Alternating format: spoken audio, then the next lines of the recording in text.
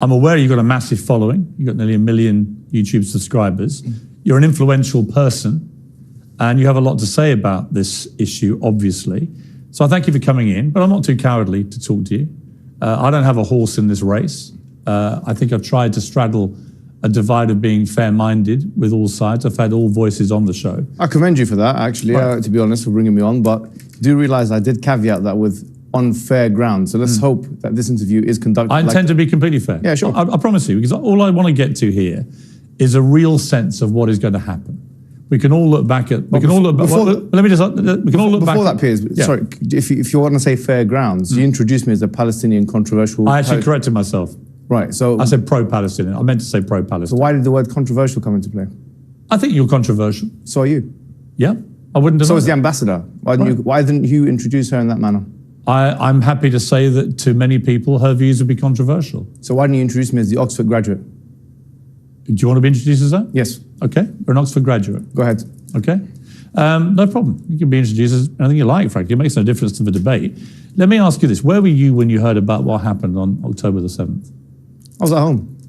What was your reaction when you heard? I was actually very sickened by it. And this is something I do want to put on the table because I think it's fair for people to know this. In our religion, we do not believe, okay, as a Muslim, I am a Muslim, and I do not believe in the killing of any man, woman, or children.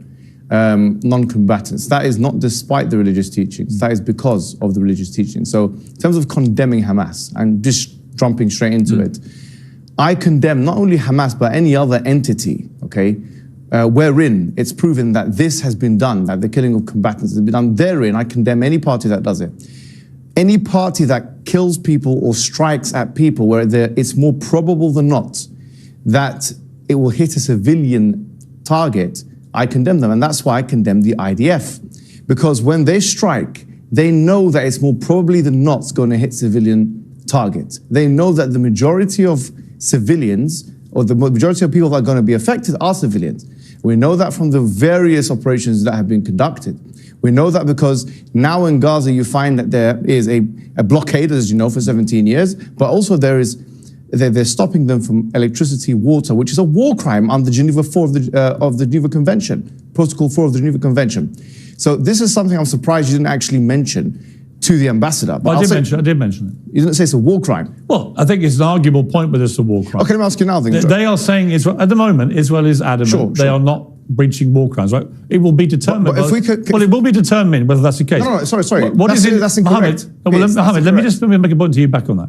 I think surely we can agree that what happened on October the 7th was a war crime. I mean, when people are taking grandmothers and executing them, kidnapping young children, when they're killing babies in their cribs, we can agree that's war crime, right? Okay, babies. Can we? Surely, of course, 100%. Right. But babies in the crib, sorry, what was the evidence for that?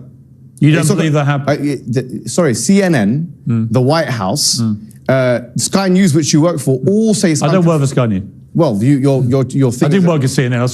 I saw one reporter who retracted it because she wasn't sure about the source. It's unconfirmed by the White House. But then the Daily Telegraph and the Jerusalem Post and other sources then did publish pictures, which indisputably show babies have been killed. No, it showed one baby who's been charred, and that picture has been put up on Twitter and has been refuted by many people saying that it's actually AI. That's completely untrue. That is true. What's your source? There's been a thorough investigation into the claim that was put up there by some rogue person on Twitter that it was AI. It has been completely disproven. Okay, let me ask you a question. That picture, which was published on the Telegraph, is a genuine, legitimate picture. What is your source? Are you seriously arguing that babies weren't killed? No, I didn't say that. Well, what are you saying? I'm saying, give me a source. Yeah. You know full well you've been fired from the Daily Mirror for fake images. So you know full well about the I didn't accept they were faked. Exactly, the UK government did. Yeah, they did. Because the UK government, just to be clear, had waged, in my view, an illegal war in Iraq. So you're allowed to go against the government, and I'm not allowed to go against the Israeli government? Of course you're allowed to. So tell me now, what's the source? You seem to be making a lot of presumptions about me, Mohammed. Yes, because you had softball questions I was the editor. Ambassador of No, there weren't. I put all the questions to the ambassador. I was editor of the Daily Mirror when we opposed the Iraq war on the grounds that I believed it was an illegal war. I still believe that to this day. I think it stained this country. Fantastic. I don't think you even knew that.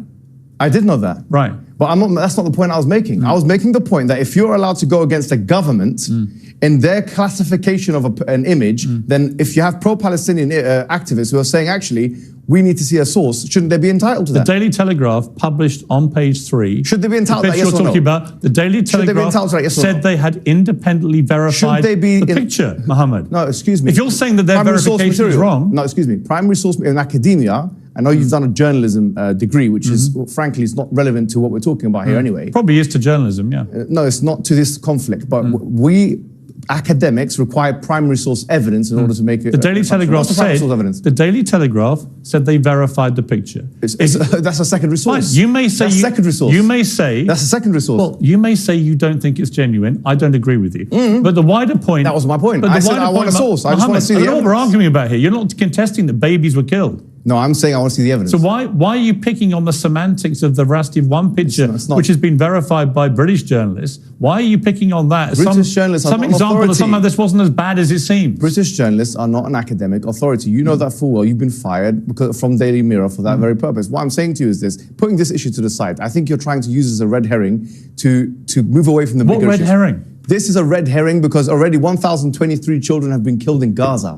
That's why. And you didn't ask the ambassador that question. I literally asked the ambassador. No, I said 3,000 people have already been killed in a week in Gaza. Well, you didn't ask her. Did you even listen to my interview with the ambassador? I did listen, but excuse me. Well, don't put words in my mouth or say I didn't ask a question. Let me ask you a question. Do you condemn the killing of those children by the IDF? I tell you what I condemn.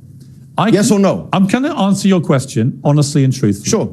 And because I've tweeted about this, right? Oh, okay. I think that what happened on October the 7th was one of the worst atrocities I have ever had to read about or watch on. It happens every day in Palestine. No. So why do you care about that? It actually doesn't. It doesn't. It does actually. Yes. No. The Israeli forces. I've got the stats for that. Israeli forces do not go. Cast-led, wait a minute, Mohammed. Go and check out. Mohammed. Israeli forces. Cast-led, protective edge. Israeli forces don't go into Gaza on one day and grab grandmothers and kill babies in their beds. Okay. And hold on. Rape and abuse women. So, rape, is there any evidence for that? It's been multiple reports in multiple mainstream media publications. Well, you're going to sit here and deny everything. No, right? I'm not denying anything. You are. No, I accept that some civilians have been killed. I do accept this. And I already said you don't believe any of the reports that women were raped? No, I didn't say that. I said that it's still to be do you think they were raped? No, I don't know. It's like the Russell Brand thing. You said we don't know. We need to see the evidence. So why do you apply two different standards? Okay, so been reported. When it's Israel, we know they're raped. When it's Russell Brand, you don't know because you're your friend. No, it's been reported by legitimate news sources. When it's Israel, you know they're raped. But when it's Russell Brand, you don't know. Them. When it's Russell Brand, you don't know if they're raped. There's no comparison between Russell Brand and what's happened. It's the same thing. It's a rape allegation. Why are you stuttering? I'm not stuttering. You are stuttering.